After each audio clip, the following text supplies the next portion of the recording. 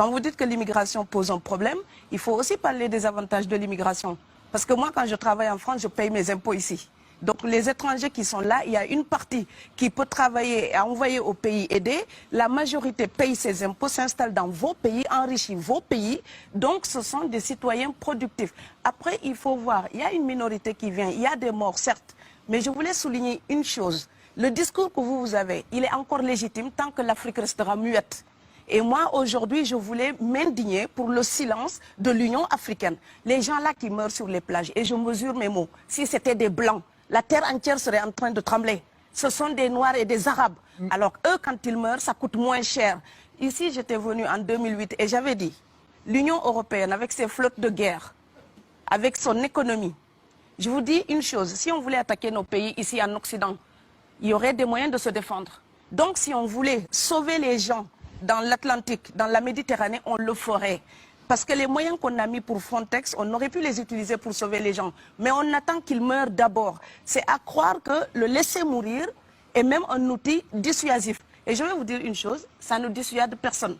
Parce que quelqu'un qui part et qui envisage l'éventualité d'un échec, celui-là peut trouver le péril absurde et donc l'éviter. Mais celui qui part pour la survie, qui considère que la vie qu'il a à perdre ne vaut rien, eh bien celui-là, sa force est inouïe, parce qu'il n'a pas peur de la mort.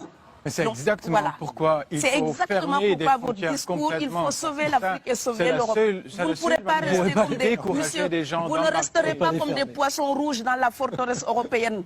La crise actuelle nous a démontré ça. Au jour d'aujourd'hui, l'Europe ne sera plus jamais épargnée tant qu'il y aura des conflits ailleurs dans le monde. L'Europe ne sera plus jamais opulente tant qu'il y aura des carences ailleurs dans le monde. On est dans une société de la mondialisation où un Indien gagne sa vie à Dakar, un Dakarois gagne sa vie à New York, un Gabonais gagne sa vie à Paris. Que ça vous plaise ou non, c'est irréversible. Alors trouvons une solution collective ou bien déménager d'Europe parce que j'ai l'intention de rester. Je veux dire que depuis quelques années, on a une espèce d'abus de langage qui a introduit des amalgames. Au jour d'aujourd'hui, toute personne typée avec un air d'étranger est considérée comme immigrée. Tous les étrangers, en tout cas toutes les personnes d'origine étrangère qu'on peut rencontrer en Europe ne sont pas forcément des immigrés. Donc il y a des gens qui sont normalement protégés par la Convention de Genève pour les réfugiés. Ces personnes-là, quand on ne les accueille pas normalement, ils viennent dans les mêmes mouvements que les immigrés économiques. Donc quelqu'un qui fuit la guerre, ce n'est pas la même chose que quelqu'un qui cherche du travail. Quelqu'un qui fuit la guerre est protégé par la Convention de Genève. Et quand on a parlé ici à l'époque, je ne veux pas remuer les mauvais souvenirs, mais ministère de l'immigration et de l'identité nationale, on a fait des réfugiés, presque des coupables de droit commun, comme un voyageur qui ne respecterait pas les lois internationales pour le visa, donc l'autorisation d'entrer dans un territoire. Or, quelqu'un qui voyage librement peut respecter ces choses-là. Quelqu'un qui fuit la guerre pour survivre n'a pas le temps de respecter ces choses-là. Or, aujourd'hui, on met l'amalgame et on met tout le monde dans le même sac. Je voudrais aussi dire que quand vous êtes Canadien, Blanc ou Argentin, et vous venez vous installer en France, vous êtes un expatrié. Quelqu'un qui voyage, qui est libre de voyager. Et si vous êtes africain ou indien ou afghan, vous venez en France ou en Allemagne, vous êtes l'immigré, peu importe les raisons pour lesquelles vous êtes là. Et donc cette représentation de l'autre, l'Europe doit corriger son regard si elle ne veut pas encourager la xénophobie. Parce que la représentation qu'on se fait de l'autre alimente ensuite le repli sur soi, le rejet. Donc voilà, voir quelqu'un qui est en règle, essayer de savoir d'où vient cette personne, pourquoi cette personne vient. Ça, les Européens ne se demandent même plus ça. Ils vous croisent, vous êtes étranger, vous avez l'air étranger, vous êtes venu pour la tarte à la crème. Non. Donc l'Europe doit se respecter davantage. On ne vient pas que chercher du pain. On peut venir aussi pour la liberté, pour la démocratie, pour la culture européenne. Donc l'Europe aussi nourrit un vrai mépris d'elle-même en pensant qu'il n'y a que l'alimentation qui amène les gens. Elle n'a que ça à proposer. Je pense qu'elle a plein d'autres choses à offrir. Des familles entières qui cotisent parfois pour faire partir quelqu'un, et ce n'est pas 1 000 €. Parfois, ça va entre 1 500 € et 7 000 €. Ouais, 10 000 depuis le Sénégal ou la Gambie ou la Guinée pour venir juste pas la misère.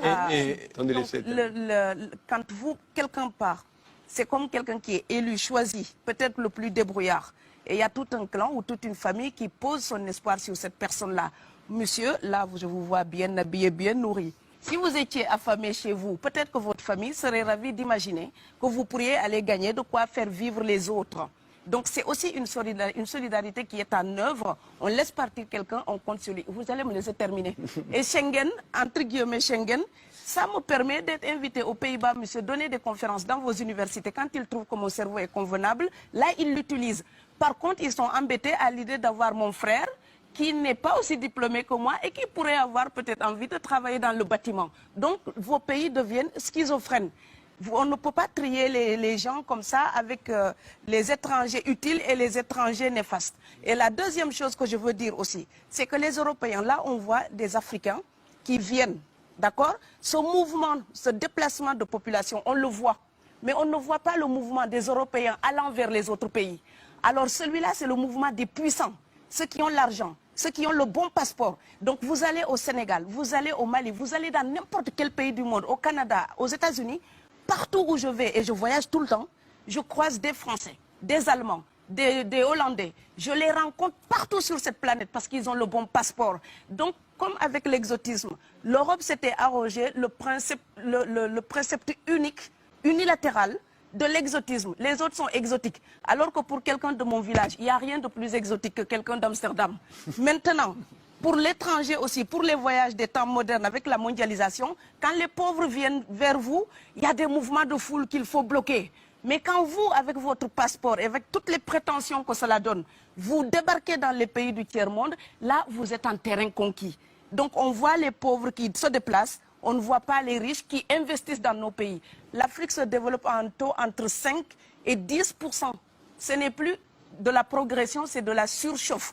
Sauf que quand des pays du tiers-monde se développent et qu'ils n'ont pas les moyens, pour gérer tout ça, il faut une ingénierie, il faut une formation, il faut des populations pour installer une démocratie. Là, cette surchauffe-là, vous avez besoin qu'on reste dominé pour servir de débouché à l'industrie européenne. Alors il faut arrêter l'hypocrisie. On sera riches ensemble ou on va se noyer tous ensemble. Voilà.